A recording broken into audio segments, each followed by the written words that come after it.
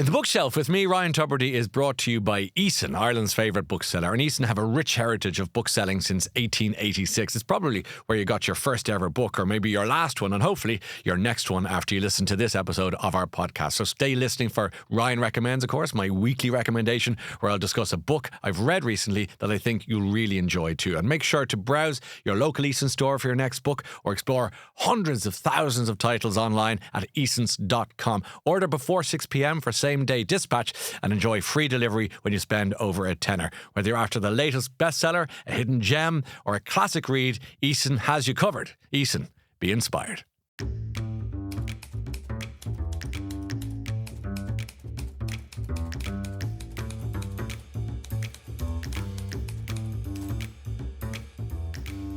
Today on the Bookshelf, we are joined by David Gray, a singer-songwriter whose music has resonated deeply with audiences worldwide, from the heartfelt melodies of Babylon to his latest introspective Dear Life. David's songs have been the soundtrack to many lives, and the reason I'm struggling reading this is because I lost my glasses today. I'm going to be quite frank with our viewers and listeners, Dave. Forgive me, I'm a man of a certain vintage, and I'd be much more slick if I hadn't left my glasses in Charing Cross Station. So I'm going to keep going, if you don't mind, and say we are apparently fortunate, is the word that's there, to catch him while he is on his 2025 past and present world tour, to delve into the books that have hopefully changed, or certainly reimagined, or made a purpose of his life. David Gray, good to see you again. Thank you. And welcome aboard. Yeah, thanks. You are, we asked you to give us a sense of the books you might like to talk about, and we got quite an extensive list, and many of the titles I'd never heard of before. I got this sense straight away, this guy's a reader. I would have always thought that, but voracious though. I wouldn't describe myself as a voracious reader, although I have my moments when I go from one book straight into another, and one book feeds into another book, because I'll read about another book in the book, and then it just unfolds, or I find an author that I really, really love and I want to read more. So sometimes it's like that, and sometimes I'm on tour and I have the time on my hands to do that kind of thing.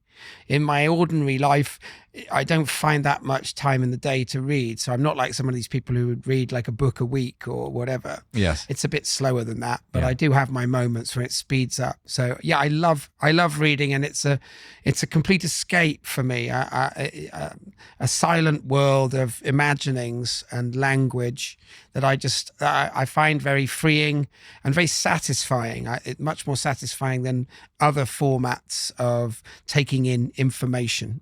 You like a hard copy book rather than a Kindle? Or Always. Yeah, never use anything but a book. So I was bought a Kindle as a present, but it was a long time ago, like when they were coming out, and none of the books I wanted to read were yet available. So that was just the end of my relationship immediately. The thing was, it came out of the box, and when I went onto the thing to shop for all the things I was thinking, I'd like to read, they didn't have them yet. And I think it's probably, they're all in Kindle form now, just about anything. But so, I'm definitely old school. Give me a proper book. We have that in common. I got a Kindle once. It lasted about 6.5 minutes, and it was largely because I missed the bookmark, because the Kindle was going, you have read 72%. I was going, I don't want, you have 7% left. I said, this is not what reading was made for. I think it would be so advantageous if I went that way on tour, because I wouldn't have to cart the books around. So that's been said to be many times. It's worth it, David. But still, they have incredible bookshops in America, for example.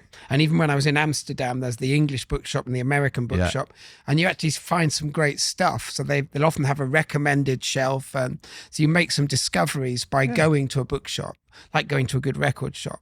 And when you get to the right bookshop, when you've got a staff member who just is buzzing in their job and go, oh, no, you want this. This is where you should be. Well, I've got sort of diverse reading. So I'll read poetry, plays, lots of non-fiction, but I'll read fiction as well. As I said, some of these American bookstores, I'm just thinking now of Book Soup on Sunset Boulevard and Powell's Books in Portland, Oregon, which is an incredible shop. Like poetry is almost something that you'd ask for under the counter now. I never saw it like that, but that's, you don't have any Keats by any chance, do you? Because there's so little of it. It's like, where's the poetry section? It's that bit there. That's those two books. There's those two shelves at the back.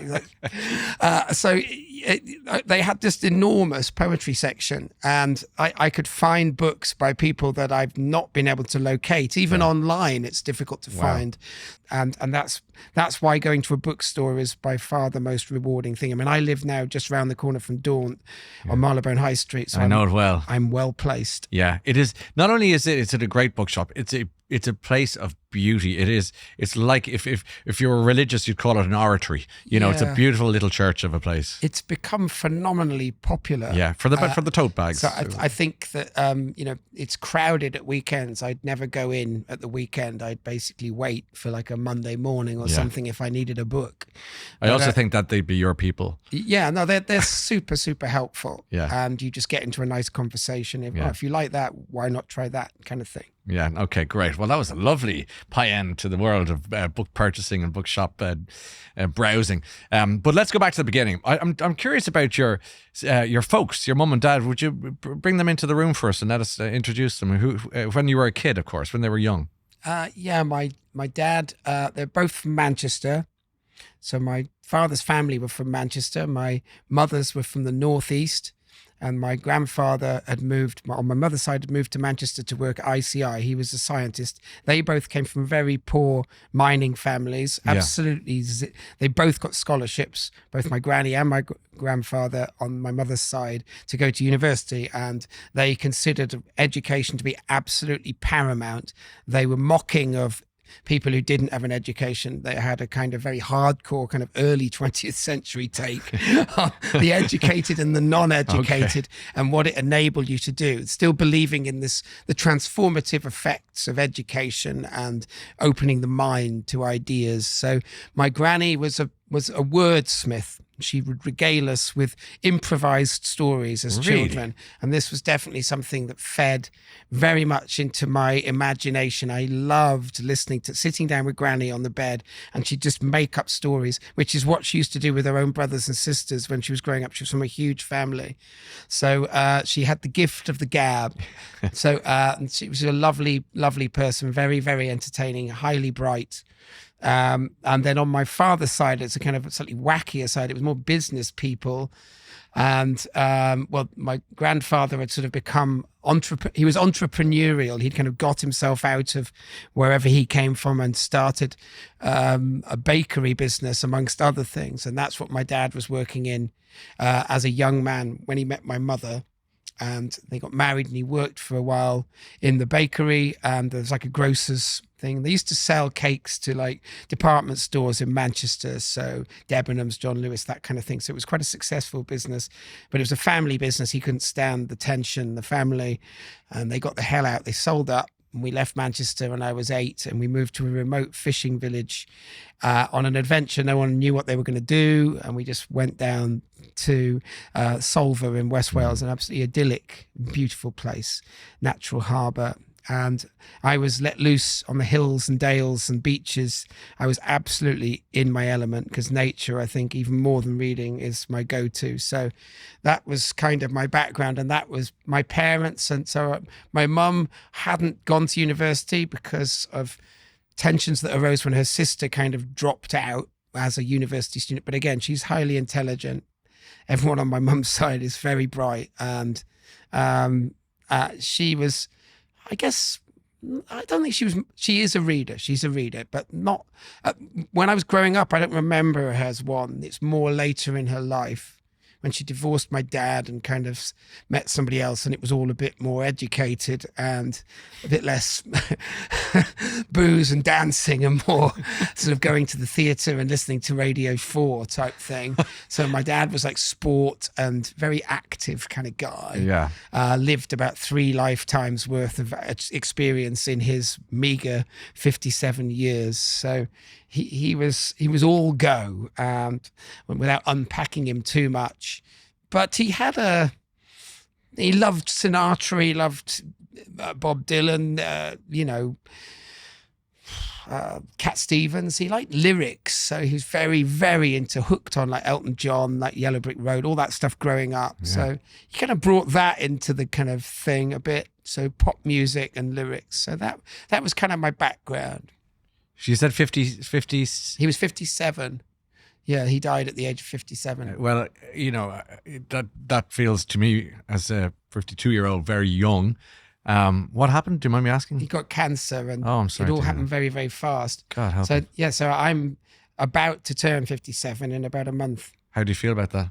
Well, it's a massive sort of meridian line that I'm crossing. Yeah. And then on August the 13th, I will be exactly the same age as he was when he died.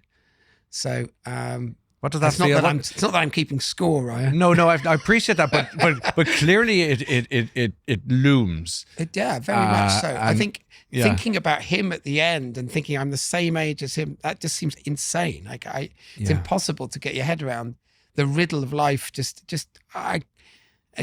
just mad to think he's been dead that long. So, as well. So it was a life-changing thing. As shocking and as disfiguring as all the pain and grief was, it was also hugely enriching. It taught me so much about life. How old were you? I was about 31, 32 when he Okay. died. So, And you said disfiguring. That's quite a word. well, yeah, because I think when something as shocking as that happens to you so rapidly as well, it plunges the knife right in, and you're never quite, it sort of maims you in a way, and you try and settle with it. But of course, I mean, even now I tell stories about him on stage, particularly in this tour, as I've been kind of coming to terms with some of the more difficult songs that I haven't been playing so much, that relate to that, and where the feeling lies and where the song sprang from. And it's still a raw feeling. The grief's still there because he's still not here. He said to me, it's not so much dying, it's all the stuff I'm going to miss.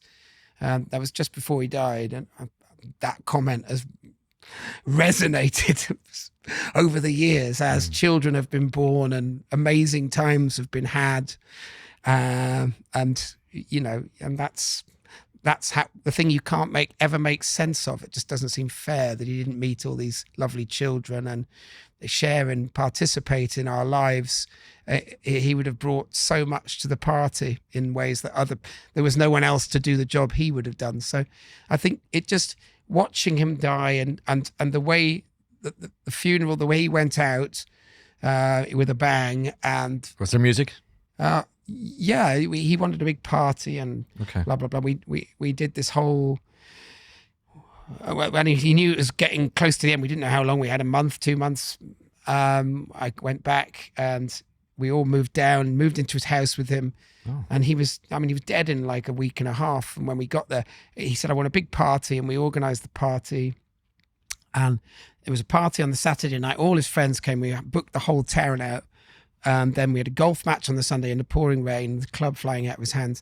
And then there was a dinner and a gig. We played for him in the golf club in St. David's, and then a disco, and then he did a dance. He danced with a friend. It sounds like a great party. I mean, it's morbid and joyful at the same time. It was incredible. And this was on Sunday night. We took him home, Yeah. and Monday morning we got up to say goodbye to everyone. We were going back to Manchester all over the place, way. like 100 people to say goodbye to. And we said goodbye. He was dead by 1 o'clock in the morning. Good Lord. So it was like crazy. So it was like, what? Then we were calling everyone back up. You'll have to come back. The funeral's on Saturday. So then they all came, we booked the whole place out again. They all came back again. So it was like, he kind of tricked us with this kind of puff of smoke thing. The next door neighbor, Colin, who was very ill after the whole thing, he said, what am I going to do now? You know, he said, funeral pie, Viking funeral pyre on the beach, is it? You know, it's like, yeah, how do you follow that kind of thing? So it was a vanishing trick. Oh. And it did sort of all his weird stipulations for the funeral. It transformed what would have been like a sort of a difficult moment into this kind. We were kind of giddy on life because there was all this love for him and all these people, and that's what was so enriching about it. The nobility with which the grown-upness he showed when he died, which was sort of lacking through large portions of his life, but the way he administered to everything and dealt with everything and met with everyone. Yeah. When he knew he was dying, he went off, he met everybody and sort of settled with everyone almost, like sort of had said a goodbye in his own way without saying it was such a thing. Gosh. Anyway, he just did all this stuff. It was amazing to be a part of. So and just, there's birth and death, and watching the two things, you see the whole thing, the parentheses that hold this strange existence between them. So it was a transformative moment. I'd had other people in the family die, granddad and blah blah blah, and friends. Lost a couple of friends, very shockingly, when I was younger. But this was the one when I suddenly got the whole thing. I understood what the night meant when it was pouring with rain, and he just died, and it was like a Welsh winter's night. And I just thought, oh my God, this is where all the folk songs spring. This is where everything comes from. This pathetic fallacy. This void that suddenly seems to have opened. So anyway, that's my mum and dad, and that's sort of where I've come from, and it obviously informs a lot of what I do. There's a down to earthness that you get from the Manchester kind of background. Yes. There's a no nonsense approach to things. You get on with things. You don't make a fuss of things. Yeah. You pick yourself up. You go in hard. You tackle. You go in hard. You get muddy. You pick yourself up. You get on with it, and you shake hands at the end of the game. Yeah. It's like, there's none of this rolling around Ronaldo rubbish. So and so is life too. Yeah. Same thing. Give it everything you've got, and you don't complain. You get on with it. So if we could go back to the early days then, and as a kid, you had brothers, sisters. What was the siblings? Two younger sisters. I was the eldest. Okay. And reading wise, was there a library? Was it a bookshop? Was it the books on the shelves anyway? Or was it comics? So what were you drawn to? Well, my granny and grandfather on my mum's side would always take us to the library. Again, as I say, they were brought up with this kind of socialist kind of vision of education and libraries and this incredible resource. So we'd get books out of the library, we'd go into the local town and get books out of the library with them. Or in Manchester, it was just down the road. But in Wales, it was a bit more of a journey. So yeah, that's what we do. We'd get a load of books out. And were you as bright as... Was the gene traveling down? Were you naturally bright, or did you have to acquire it? And also, did you? What sort of a kid were you? What sort of a boy were you? My own little world in a way, but I was sporty and joined in. I was bright. I was academic. Yes, highly academic. That sort of ground to a halt at about the age of 13. When for year 1 and 2 in secondary school, I was a good boy and I did my work, and then it all just went pear-shaped. Yeah. I wasn't really bothered about it all. But yeah, I was bright, and if I was interested in something, fascinated by something, I would really, really focus. You were all in. Yeah, I would totally. So shall we go to your first book choice then? You've picked a handful of them for the book from your childhood, but I'm going to prevail upon you to try and pluck one from this putative bookshelf and put it in front of us in a manner of speaking. I think that it'd have to be, if I had to pick one, it would have to be Beatrix Potter. Okay, we're back to nature now. Because exactly, and the drawings are astoundingly beautiful, and Beatrix Potter was phenomenally accurate. She was a scientist. She was a whole host of things bound into one, an absolutely incredible person and force of nature. And those books, because they were about sort of things from the natural world, and they were so beautifully drawn, and the stories were so playful and involved and about real animal behaviors. And I think Squirrel Nutkin was my absolute fave. Had the owl just took his tail off at the end, and that's why he's always chattering, still bitter about it, kind of thing. I loved Beatrix Potter, so I would read or have those books read to me again and again. I never tired of them. They were on repeat, like a favorite record. And the bird watching, is like a nascent ornithologist in you as a kid. You obviously loved. From the word go, I was absolutely obsessed with the natural world, birds. So just from the word go, there's a photograph of me in Scotland as a toddler, and I'd made an eagle out of sticks on the shore of one of the lochs up there. And my mum said that I was obsessed with seeing an eagle. Like, I knew that they had eagles in Scotland. I'd read in my first bird book, and about 1,000 to 1 chance we actually saw a golden eagle. Wow. So I made this wooden golden eagle in tribute to the moment that had taken place, that no one could quite believe had taken place. So I was absolutely, from the word go, no one had to sort of bring me to that. It was just there. I was fascinated by nature from the word go, and it's still the thing that recharges me the best. It's what I go out into if I want to forget about who I am, what I do, and everything else. It's a balm. Dissolves everything away very, very swiftly, and by just real attention to what it is, the subtleties, the nuance of landscape and place, and all the things and behaviors that you might not have noticed before, even if it's a sparrow on the window ledge. It just takes me out of myself entirely. Well, we're going to go for, I think we'll go with Beatrix Potter, as you said. That's going to be your book from childhood, because it gives us such a beautiful illustration of your interest in nature, and that obviously you've carried that with you forever and ever and amen. But we got back to, I'm just struck by what you said there, turning 13. To me, a screeching car halted in the middle of a street somewhere in your soul at 13, and I'm just curious to know what wreckage were your parents surveying when you turned roughly 13? Well, I think my parents dealt with me in a kind of pretty casual way, really, bearing in mind just how slack I became in my sort of studies. You know, it wasn't immediate, like I didn't just fall off a cliff, but I was interested in English, art, various things, but the rest of it, like whatever, you know. I discovered music, smoking, booze, girls, and I kind of, above all things, probably music. That just turned my head, and I was so deeply into Madness is how it sort of started, but then the specials, that whole thing, and the sort of the two-tone movement, which I was probably about 12, 13 when it really kicked in for me. And then as I got deeper and deeper into that, then I began to sort of discover indie music, and just, well, it was like the music became who I was.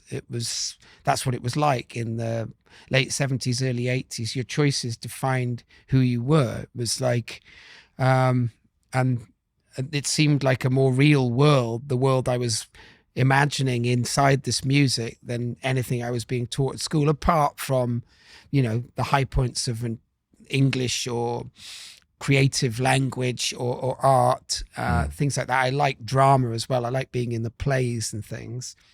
Sport, I was very into that. But in terms of the rest of it, I mean, a lot of it was very poorly taught. You know, like this was a comprehensive. So when I was in Manchester, my parents had kind of bowed to peer pressure, and I went to a prep school because it had a very good reputation of getting people into Manchester grammar. And if I'd have stayed in Manchester, that's where I'd have ended up. And for Irish people, that's the posher sort of school.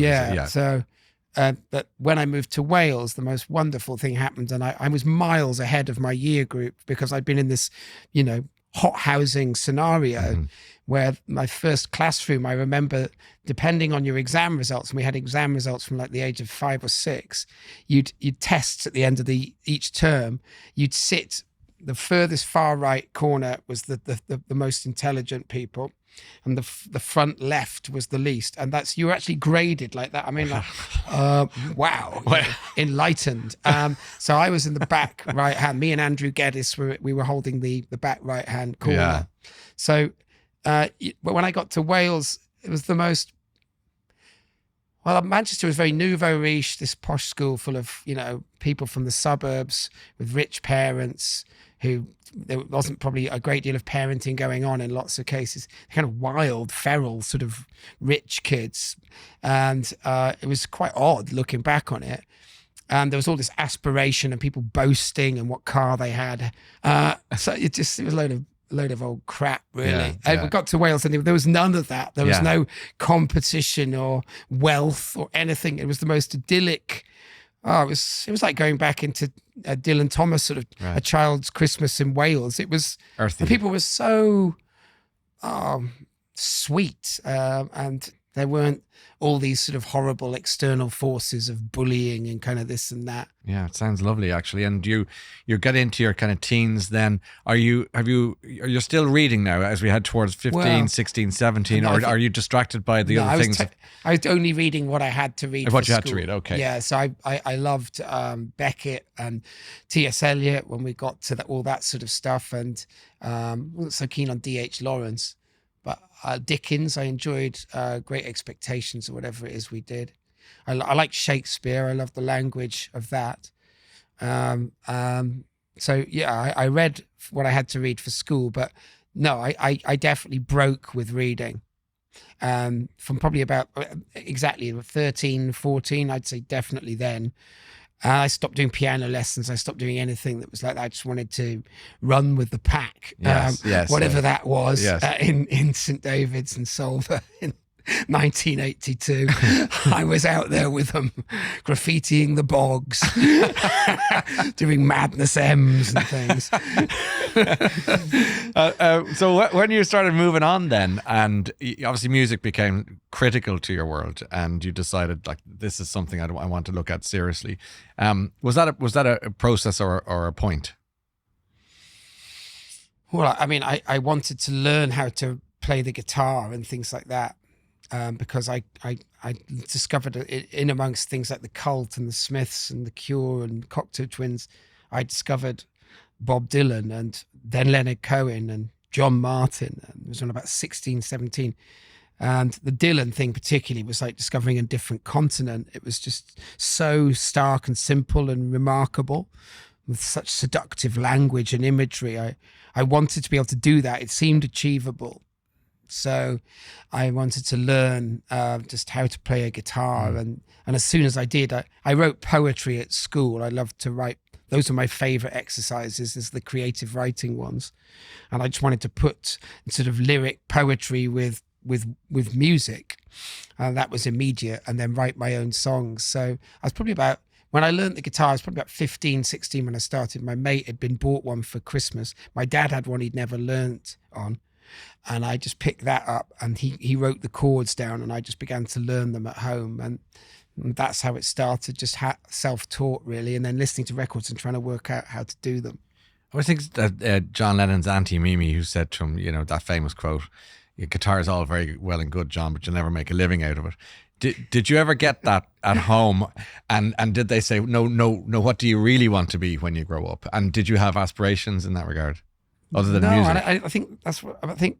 My mum sort of grabbed me by the scruff of the neck when I was leading up to my O levels, realizing that they realized about 6 months before I got there just how far behind I was, because I wasn't doing any homework or anything. It was awful, really, because I was miles behind, so far behind that it was pointless to do any.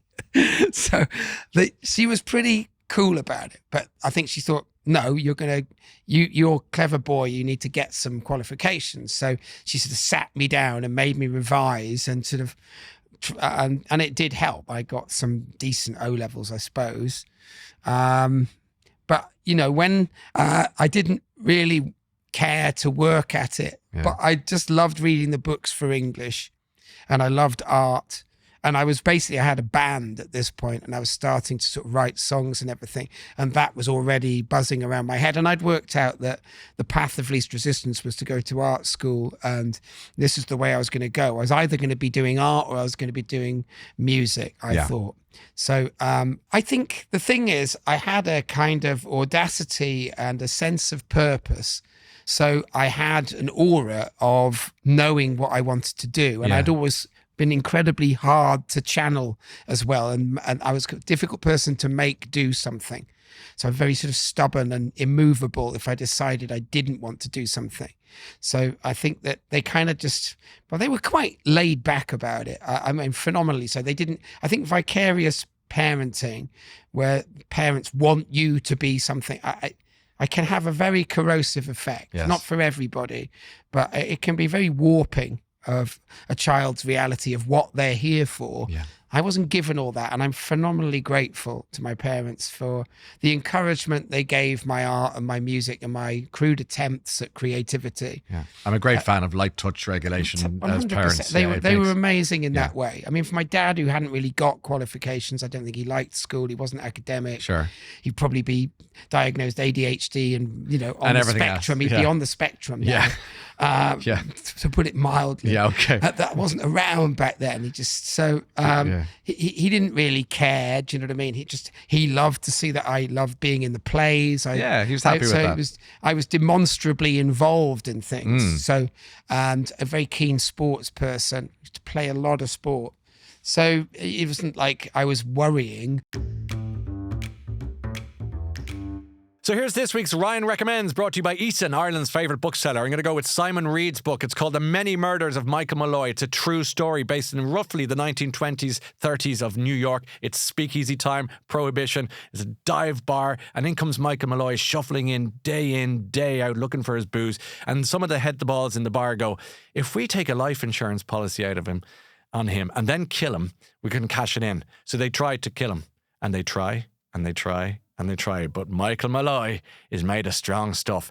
And while it sounds kind of ghoulish and macabre, it's all of those things, but there's a gentle comedy that runs through it. However, it all ends in a most intriguing fashion and a court case that you'll really want to read, and it writes and reads really, really well. The Many Murders of Michael Malloy. It's different, it's fun, it's recommended. Let's go back to the show. Let's go to the book that changed your life then. I don't know if you need me to... No, I think this was... I think I probably would have this as Penguin Book of Latin American... Anthology of Latin American Poetry. An anthology of 20th century Latin American poetry. That's pretty... It sounds pretty hardcore. Pretty intense to me. I was in a secondhand bookstore. As I say, I love poetry, and this book was like 50p or something. Oh, yeah. And I just picked it up, and I just... went through. This is interesting. What I loved was that it was kind of free of the sort of social and cultural and educational pressures and self-consciousness that sort of Western, European and American art seemed to have in it. It seemed like something else. I was immediately struck by a completely different tone and a kind of freedom of image and a new atmosphere. And then I just picked Pablo Neruda out of the blue, and just the first poem was Walking Around. And obviously I'm reading him in translation. I've read several translations of that poem now, and I actually prefer the one I read in that book over the others, maybe because I found it first.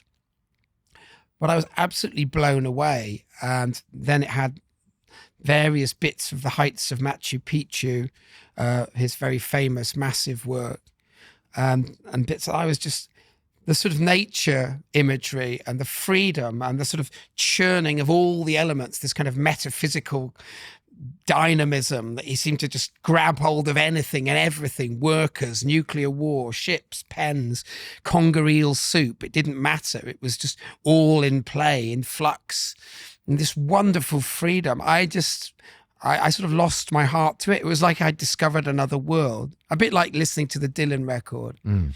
And I sensed there was a lot of room in language for my own wordplay and my own love of nature to really come to the fore in a free way.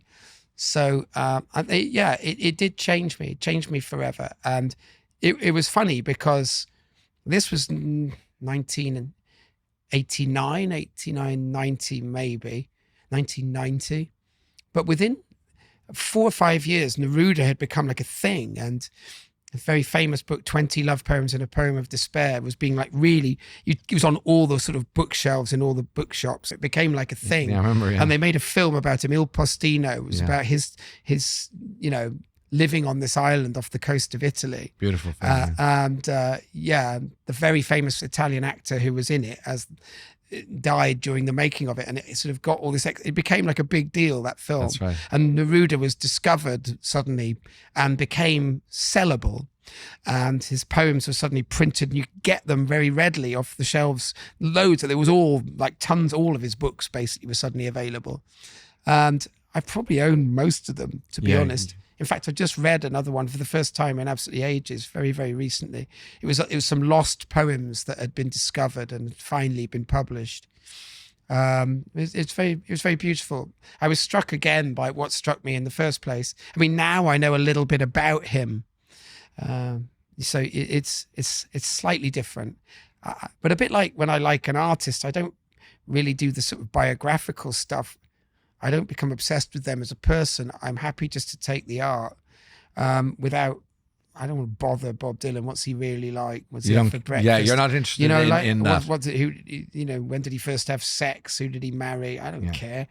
Whatever. Did he take drugs? It doesn't matter. Would it bother you to watch a movie with somebody who's been cancelled, or listen to music by somebody who's been cancelled? Does that sort of, or can you park the one? Well, I think the cancel culture is a very negative thing. It's all gone far too far. I mean, there's always a certain amount of cancellation within culture, but this utter sort of removal of people because they sort of, I don't know, let's get rid of Picasso then, you know. I mean, what are you going to do? Like, I think you'll find an awful lot of musicians would be cancelled if we sort of deep dived. Yeah, totally. You know, I mean, like, so it doesn't make the music unworthy. Maybe you just need to think about, you know, it's like tearing up sculptures, you know, of slave owners that adorn various cities or universities.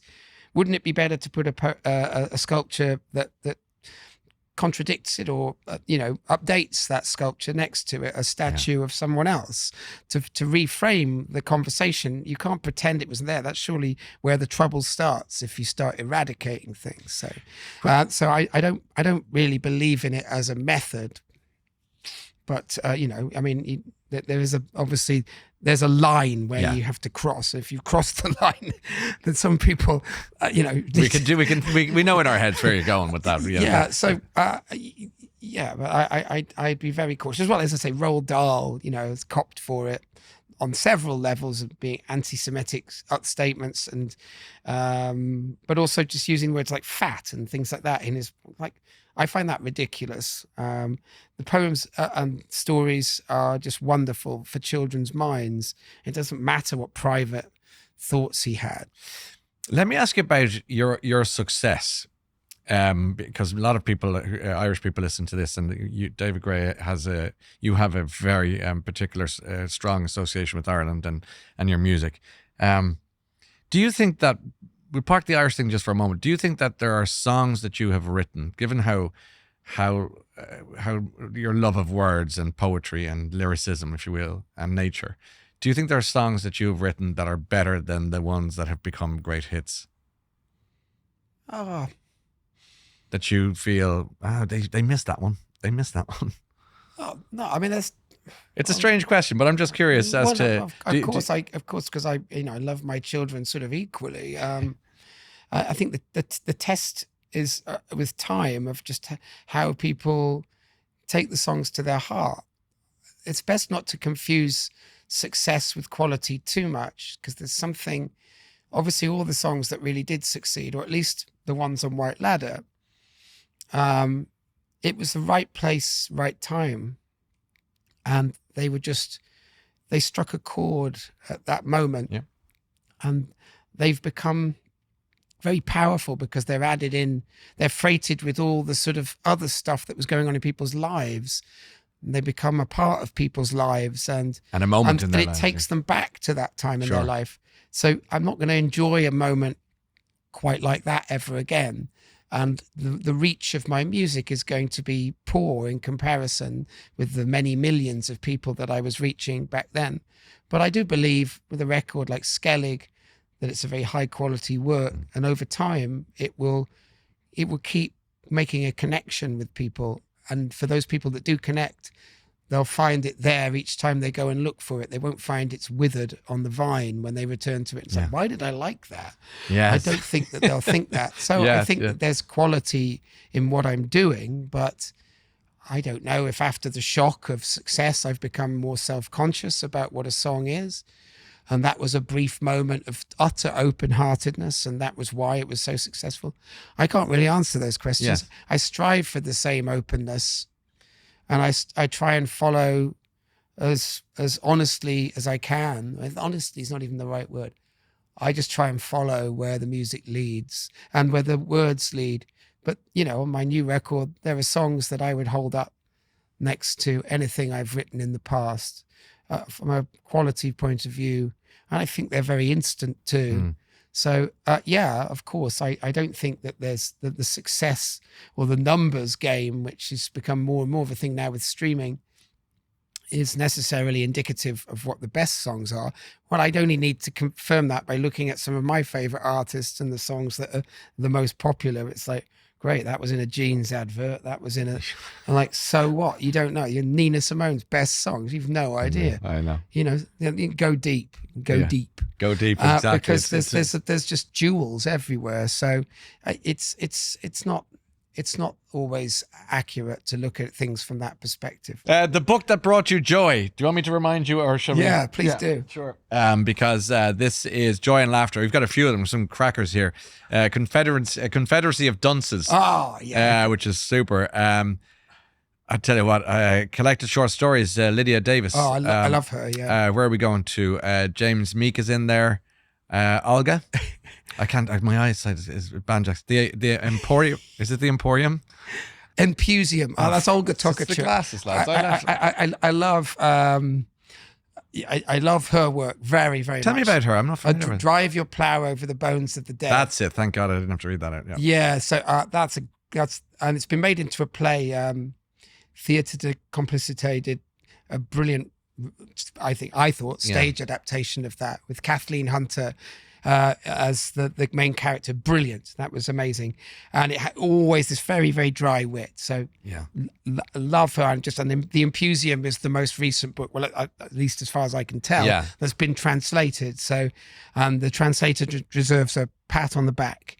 The books are really beautifully translated. So she's very funny about, women's rights, but it's done in a very, very subtle way. So the Empusium has all these quotes riddled through the book that are actually right at the end. When you get to the end, they're famous people who've said them. Really? Yeah, that sounds great. So, that sounds great. And they're in the mouths of the characters. So, okay. I really enjoyed that. So if there's ever a book that can put a smile on my face, I mean, that would give me chortling.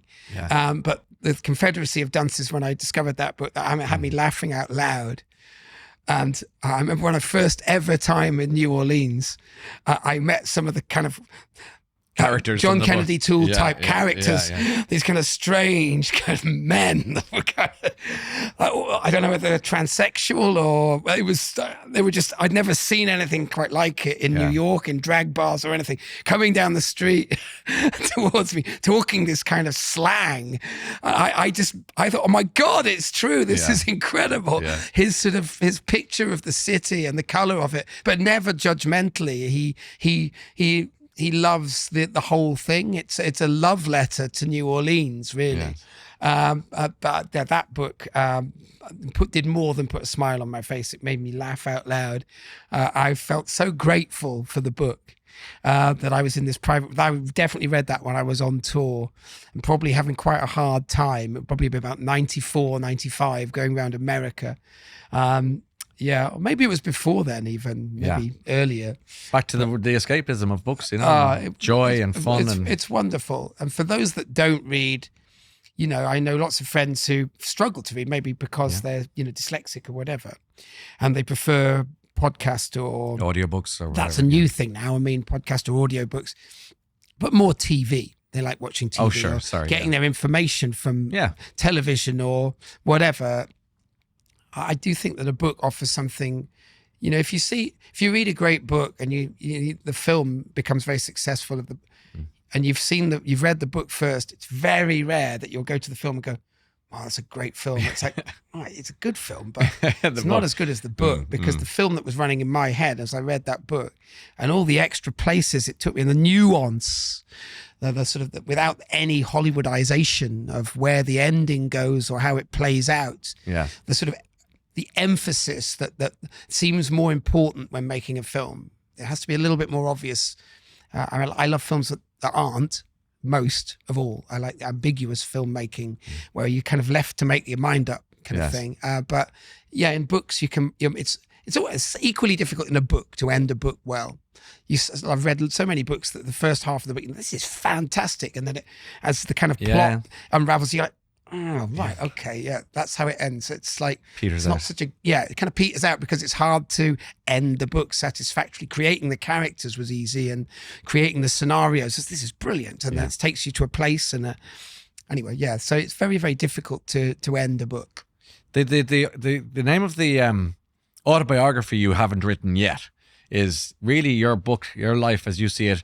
If you went into the bookshop and you're into Daunt Bookshop in Marylebone and saw your face on the cover of the book, it's got to have a title.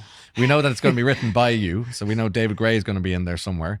But what's the title and why? I think I said this earlier in our conversation, but All In is the best I can All come In. up with, because I think that's I'm not the most sophisticated individual But yeah, I think maybe it's part of the way I was brought up to play football. But everything I do in life, I'm kind of heart on sleeve, and I believe you go in, or you give it everything you've got, and sort of life will look after you, kind of thing. It's kind of my philosophy. So it's the only thing that's really ever. I've never had a kind of marketing strategy. It's just been make music, play music, get out there, and play some more music again. That has been my strategy. So that's my kind of survival technique, is just keep going and keep meaning it. Just off the air beforehand, we've talked about Brian Friel and translations. Yeah, brilliant. And when you say the words all in, there's an Irish word, as Gaeilge, all in. All in means beautiful. You could spell it all in if you wanted to. Lovely. And have a little twist in the tail. Yeah, very nice. But one last thing I wanted to say to you was that, and it's been on my head since you mentioned it about your dad earlier on, which was that I've never met a Frank Sinatra fan who wasn't good fun. Yeah. And you've described your dad brilliantly as you're heading towards his age now. What do you think he'd be thinking of you and your life now? Yeah, I mean, he was like my biggest fan, so he'd be very pleased to see the way everything's going right now, which is, it's definitely tilted back in a sort of upwards direction. There's been a fine response to the record, and we've had a most wonderful tour. To see the joy on people's faces, so he would be reveling in all that like he did. I remember the first time he came to Ireland to see me, when I'd said, "Oh, it's going really well in Ireland, Dad." He came to the Tivoli, I think it was, in Dublin. And he said, "Oh my," he said, he was like as high as a kite afterwards. He said he couldn't believe it, that people were sort of so into the music. He just, it blew him away. And so he was a massive fan. So he'd be super happy, and he'd be laughing at me and my girls and the back chat and the whole thing. He'd be loving all that, the family chaos, and that no one listens to me still. David Gray, thanks a million. It's good to see you. Pleasure. And there you have it, another packed episode with some great book recommendations for you to enjoy, all brought to you by Eason, Ireland's favourite bookseller. So shop in your local Eason store or explore hundreds of thousands of titles online at easons.com. Order before 6 p.m. for same-day dispatch and enjoy free delivery when you spend over a tenner. Eason, be inspired.